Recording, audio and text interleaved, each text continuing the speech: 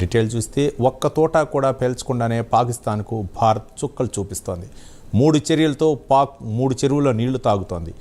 నీళ్లు, నిధులు, ఎగుమతి దిగుమతులతో భారత్ దెబ్బ కొట్టింది. ఆర్థికంగానూ పాకిస్తాన్ చితికిపోతుంది. సింధు జలాల నిలిపివేతతో రైతులు విలవిల్లాడుతున్నారు. పాకిస్తాన్కు ఆర్థిక సాయం అందకుండా IMFపై భారత్ ఒత్తిడి తీసుకొస్తోంది. పాకిస్తాన్తో వాణిజ్యం తెగదింపులు చేసుకుంది. భారత్ గగనతలం, భారత సముద్ర మార్గాల్లో పాక్కి నో ఎంట్రీ ఇచ్చింది. ఈ 3 చర్యలతో పాకిస్తాన్ ఉక్కిరిబిక్కిరవుతోంది.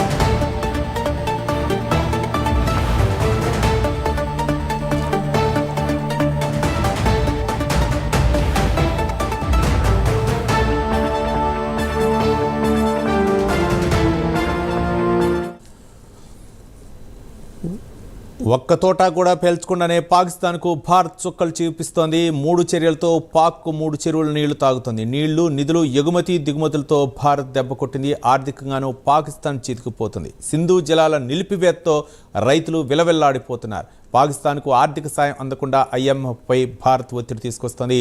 పాకిస్తాన్తో వాణిజ్యం తెగదింపులు చేసుకుంది. భారత్ గగనతలం, భారత సముద్ర మార్గాల్లో పాక్కి నో ఎంట్రీ ఇచ్చింది. ఈ 3 చర్యలతో పాకిస్తాన్ ఉక్కిరిబిక్కిరవుతుంది. ఇక తాజా సమాచారం తెలంగాణ ఇన్పుట్ ఎడిటర్ రాజేందర్ అందిస్తారు. రాజేందర్, ఏదైతే పహల్గామ్ ఆ ఘటన తర్వాత భారత్ పాక్ దేశాల మధ్య ఆ రోజు కూడా ఉద్రిక్తత పెరుగుతుందని చెప్పవచ్చు. ప్రధానంగా ఇప్పటికైతే పాకిస్తాన్ సంబంధించి భారత సరిహద్దు రేఖ వద్ద, నియంత్రణ రేఖ వద్ద, అదేవిధంగా రకరకాలుగా ఎత్తుగడలు వేస్తూ కవ్వింపు చర్యలో పాల్పడుతుంది. ఇప్పటికే 9 సార్లు పైగా భారత సైన్యంపై బార్డర్లో కాల్పులు జరిపింది. కానీ వారికి ధీటుగా భారత సైన్యం కూడా సమాధానం ఇస్తుంది. మరోవైపు వారి గూఢాచారాలు పంపిన తర్వాత ఇక్కడ సమాచారం సేకరించే ప్రయత్నాలు చేస్తుంది. ఇవాళ అమృత్సర్లో 2 మన భారత సైన్యం అరెస్ట్ చేసిండ్రు. అదేవిధంగా వారి యొక్క అన్ని రకాల ఎత్తుగడ ఎప్పటికప్పుడు తిప్పుకొడుతుంది. ఇప్పటికే ఉక్కిరిబిక్కిరి అయింది. ఇంత కవ్వింపు చర్యల్లో పాల్పడుతున్నా కానీ భారతదేశం మాత్రం సైలెంట్గా ఒక్క తూటా పేల్చకుండానే వారి గట్టి బుద్ధి చెప్పే ప్రయత్నం చేస్తుంది. అంటే ఏ విధంగా ఉగ్ర మూకలను పూర్తిగా తుడిచిపెట్టాలనేటువంటి లక్ష్యంతో పనిచేస్తూనే ఇప్పటివరకు అయితే ఎలాంటి చర్యలు తీసుకోకుండా కానీ వారికి చుక్కలు చూపించే ప్రయత్నం అయితే మన దేశం చేస్తుందని చెప్పవచ్చు. ప్రధానంగా వారికి నిధులు, అదేవిధంగా ఆర్థికంగా చితకొట్టడం, తర్వాత నీళ్ళ విషయంలో, అదేవిధంగా వాణిజ్యపరంగా దెబ్బతీయాలనే లక్ష్యంతోనే భారత్ అడుగులు వేస్తుంది. ప్రధానంగా సింధు జలాల విషయంలో ఇప్పటికే అప్పటికే ఒప్పందాలు రద్దు చేసుకునే నేపథ్యంలో ఇస్లామాబాద్ వంటి ప్రాంతాలు ఇప్పటికే నీటి కటకట ఏర్పడింది. రానున్న రోజుల్లో ఈ సింధు నది ద్వారా మళ్ళీ అటువంటి నీరు మొత్తం కూడా ఆగిపోవడంతో వారికి తీవ్ర ఇబ్బందులు ఎదురే అవకాశం ఉన్నట్టు కూడా అంచనా వేస్తున్నారు.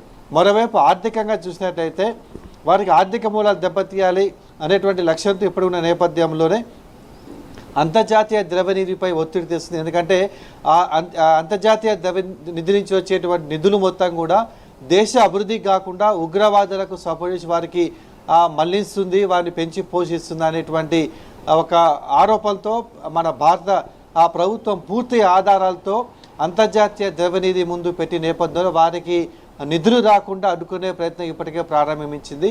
ఇక మరోవైపు వాణిజ్యపరంగా అనేక ఆంక్షలు పెట్టింది. ఎగుమతులు దిగుమతులపై ఆంక్షలు పెట్టిన నేపథ్యంలో వారికి తీవ్ర ఆర్థిక సంక్షోభం లోకి ఆ దేశం వెళ్ళే అవకాశాలు కూడా ఉన్నట్టు ఇప్పటికే నిపుణులు అంచనా వేస్తున్నారు. ఇక చూసినట్లయితే అన్ని విధాలుగా పాక్ అడ్డుకట్టవేల లక్ష్యంతో ఇప్పటికే నౌకా మార్గం పరంగా చూసినట్లయితే విక్రాంత్ ఇప్పటికే అరేబియా పశ్చిమ ప్రాంతాల్లో ఇప్పటికే మోహరించారు.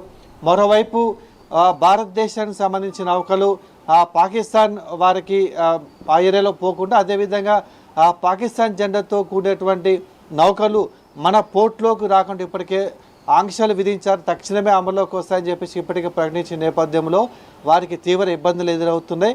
మరోవైపు వాణిజ్య పరంగా కూడా పూర్తిగా మన దేశం చేసే ఎగుమతులు అదేవిధంగా ఆ దేశం నుంచి మనం చేసుకునే దిగుమతుల విషయం కూడా పూర్తిగా ఆంక్షలు విధించి మొత్తం నిలిపివేశారు. ఇక పోయినట్లయితే వాయు మార్గం ద్వారా గగనతలంలో ఇప్పటికే పాకిస్తాన్ సంబంధించిన విమానాలు మన దేశం నుంచి పైనుంచి వెళ్ళకుండా ఇప్పటికే ఆంక్షలు విధించారు. అంటే మొత్తంగా ఎలాంటి తూటా పేల్చకుండానే వారికి ఉక్కిరి బిక్కిరి చేసే ప్రయత్నం ఇప్పటికే చేసింది. మరోవైపు ఉగ్రమూకలను ఉగ్రవాదాన్ని ఏ విధంగా తిప్పికొట్టాలి, వారికి ఏ విధంగా తగిన బుద్ధి చెప్పాలి అనేటువంటి అంశం మీద ఇప్పటికే భారత ప్రధానమంత్రి, అదేవిధంగా రక్షణ మంత్రి, అదేవిధంగా హోంశాఖ మంత్రులు ఇప్పటికే త్రివిధ దళాధిపతులతో మీటింగ్లు ఏర్పాటు చేసి అదేవిధంగా పూర్తి స్వేచ్ఛ కూడా వారికి ఇచ్చిన నేపథ్యంలో ఏ విధంగా అడుగులు వేస్తున్నది ఇక్కడ కీలకంగా మారింది. మరోవైపు పాకిస్తాన్ ఇప్పటికే అన్ని రకాలుగా ఇబ్బందులు తలెత్తే పరిస్థితి నెలకొనడంలో ముందు చూపుతోనే వారు ప్రపంచ దేశాల సహాయం కోసం కూడా ఆ దేశ ప్రధాని ఇప్పటికే వివిధ దేశాల అంబాసిడర్తో చర్చలు